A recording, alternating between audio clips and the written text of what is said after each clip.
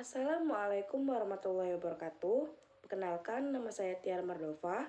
Saya dari kelas hukum 4B dengan NIM 4012011026. Baiklah, di sini saya akan menjelaskan sedikit materi dengan mata kuliah Hukum Pemerintahan dan OTDA. Baiklah, yang pertama-tama materinya adalah sinergitas pembentukan PHD. Yang pertama-tama yaitu pengertian sinergitas. Sinergitas berasal dari kata sinergi, yang mana arti dari sinergi tersebut yaitu kegiatan, hubungan, kerjasama, atau operasi gabungan. Nah, selanjutnya sinergitas dalam arti luas adalah kerjasama unsur atau bagian atau fungsi atau instansi atau lembaga yang menghasilkan suatu tujuan lebih baik dan lebih besar daripada dikerjakan.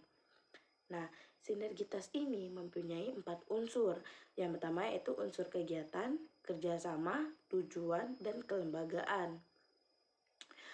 Selanjutnya, sinergitas juga memiliki arti kerjasama antara satu atau lebih lembaga, pemrakarsa, perda, atau perkada dengan tujuan untuk meningkatkan kualitas produk hukum daerah.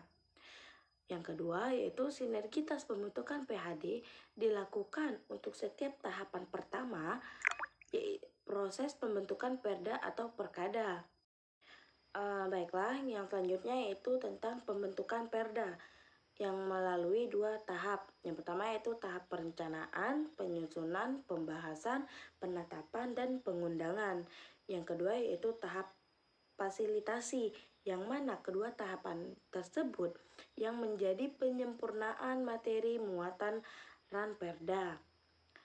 Nah, yang selanjutnya yaitu sinergitas tahap perencanaan. Yang pertama yaitu dilakukan dalam program pembentukan perda.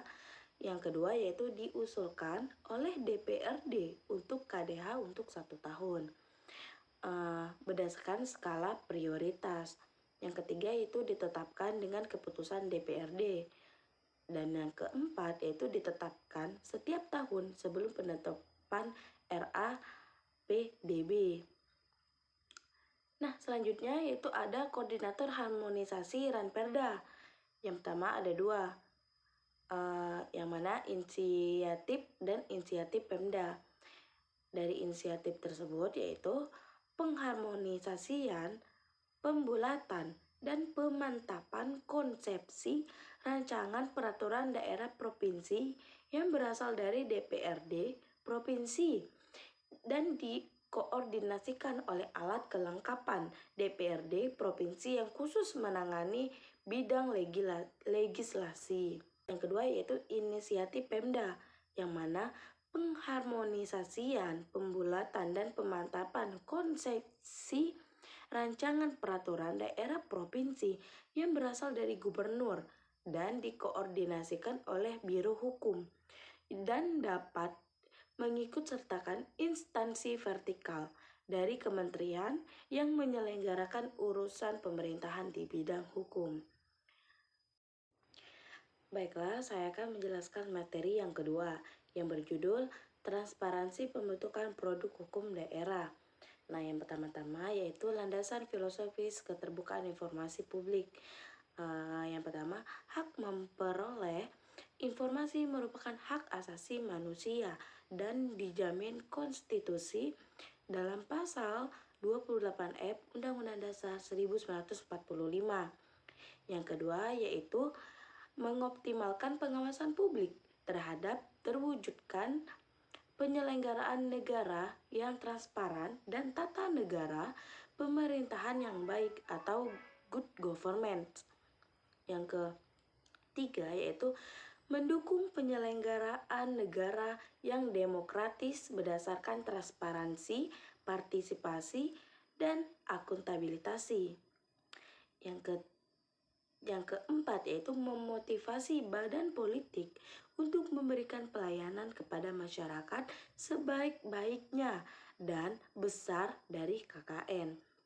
Yang kelima yaitu mengantisipasi perkembangan teknologi komunikasi yang semakin pesat, sehingga meningkatkan mobilitas masyarakat untuk memperoleh informasi dengan mudah dan cepat. Nah, yang kedua yaitu ada asas keterbukaan informasi. Yang pertama, setiap informasi publik bersifat terbuka dan dapat diakses oleh setiap pengguna informasi publik. Yang kedua yaitu informasi publik yang dikecualikan bersifat ketat dan terbatas. Yang ketiga yaitu setiap informasi publik harus dapat diperoleh setiap pemohon informasi publik dengan cepat dan tepat waktu, biaya ringan, dan cara sederhana. Informasi publik yang dikecualikan bersifat rahasia sesuai dengan undang-undang kepanutan dan kepentingan umum didasarkan pada pengujian tentang konsekuensi yang timbul apabila suatu informasi diberikan kepada masyarakat serta setelah dipertimbangkan dengan saksama bahwa menutup informasi publik dapat melindungi kepentingan yang lebih besar daripada membukanya atau sebaliknya. Selanjutnya yaitu ada kewajiban badan publik. Pasal 7 Undang-Undang KIP. Yang pertama yaitu badan publik wajib menyediakan, memberikan, dan menerbitkan informasi publik yang berada di bawah kewenangannya kepada pemohon informasi publik, meliputi informasi yang wajib disediakan secara berkala dan informasi yang wajib disediakan setiap saat dan informasi. Yang kedua yaitu badan publik wajib menyediakan informasi publik yang akurat, benar, dan tidak menyesatkan. Yang ketiga yaitu badan publik harus membangun dan mengembangkan sistem informasi dokumentasi untuk mengelola informasi publik secara baik dan efisien sehingga dapat diakses dan diunduh. Selanjutnya, bentuk partisipasi masyarakat. Partisipasi masyarakat sebagaimana dimaksud pada berikut ini. Yang pertama yaitu penyusunan Pemda dan kebijakan daerah yang mengatur dan membebani masyarakat. Yang kedua yaitu perencanaan, penganggaran, pelaksanaan, dan pemonitoran pembangunan daerah. Yang ketiga yaitu pengelolaan aset dan sumber daya alam daerah. Dan yang selanjutnya yaitu penyelenggaraan pelayanan publik. Adapun partisipasi masyarakat sebagaimana dimaksud pada berikut ini. Yang pertama yaitu konsultasi publik, yang kedua itu musyawarah, yang ketiga yaitu kemitraan, yang keempat itu penyampaian aspirasi, yang kelima yaitu pengawasan, dan yang keenam yaitu ketertiban lain sesuai dengan ketentuan peraturan perundang-undangan. Selanjutnya, partisipasi masyarakat berdasarkan pasal 166 Kemendagri nomor 80 tahun 2015. Yang pertama, masyarakat berhak memberikan masukan secara lisan atau tertulis dalam pembentukan Perda, Perkada, PB, KDH, dan peraturan DPRD melalui yang pertama ada rapat dengan pendapat umum, yang kedua itu kunjungan kerja, yang ketiga yaitu sosialisasi, yang keempat yaitu seminar, lokakarya, dan diskusi.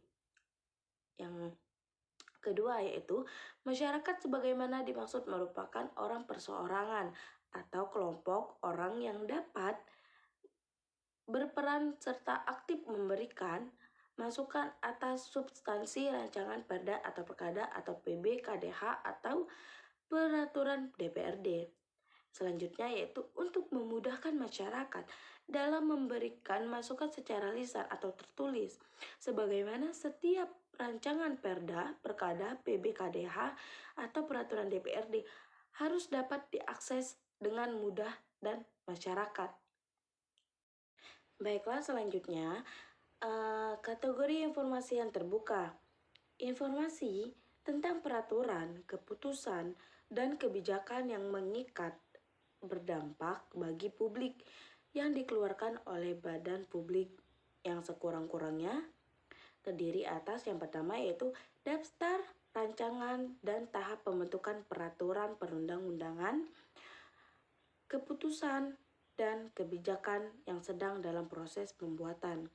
Yang kedua yaitu daftar peraturan perundang-undangan, keputusan, dan kebijakan yang telah disahkan dan ditetapkan. Pasal 9 Undang-Undang KIP JOPS 11 ayat 1 huruf F Perki 1/2 tahun 2010 kategori informasi yang wajib disediakan secara berskala setiap 6 bulan sekali melalui situs resmi atau website papan pengumuman badan publik. Nah, di sini ada kategori informasi yang terbuka pada pasal 13 Perki 1/2010. Informasi tentang peraturan, keputusan, dan kebijakan badan publik yang sekurang-kurangnya terdiri atas yang pertama yaitu dokumen pendukung seperti naskah akademis, kajian, atau pertimbangan yang mendasari terbitnya peraturan, keputusan, atau kebijakan tersebut. Yang kedua yaitu masukan-masukan dari berbagai pihak atas peraturan, keputusan, atau kebijakan tersebut. Yang ketiga yaitu risalah rapat dari proses pembentukan peraturan, keputusan, atau kebijakan tersebut. Yang keempat yaitu rancangan peraturan, keputusan, dan kebijakan tersebut. Yang kelima yaitu tahap perumusan peraturan, keputusan, atau kebijakan tersebut. Yang keenam yaitu peraturan, keputusan, dan kebijakan yang telah diterbitkan. Baiklah, selanjutnya ada sanksi pidana yang berdasarkan pasal 238 Undang-Undang Nomor 23 Tahun 2014. Yang pertama yaitu Perda dapat memuat ketentuan tentang pembenahan biaya paksaan penegakan atau pelaksanaan perda seluruhnya atau sebagian kepada pelanggar sesuai dengan ketentuan peraturan perundang-undangan. Yang kedua yaitu Perda dapat memuat ancaman pidana kurungan paling lama 6 bulan atau pidana denda paling banyak 50 juta. Perda dapat memuat ancaman pidana kurungan atau pidana denda selain sebagaimana dimaksud sesuai dengan ketentuan peraturan perundang-undangan. Baiklah, yang selanjutnya ada sanksi administratif yang berupa teguran lisan, teguran tertulis, penghentian sementara kegiatan, penghentian tetap kegiatan, pencabutan sementara izin, pencabutan tetap izin, denda administratif, dan yang terakhir yaitu sanksi administratif sesuai dengan ketentuan peraturan perundang-undangan. Nah, baiklah, itulah yang dapat Tiara sampaikan pada materi kali ini. Lebih dan kurangnya Tiara mohon maaf. Kepada Allah Tiara mohon ampun. Wabillahi taufiq walhidayah. Wassalamualaikum warahmatullahi wabarakatuh.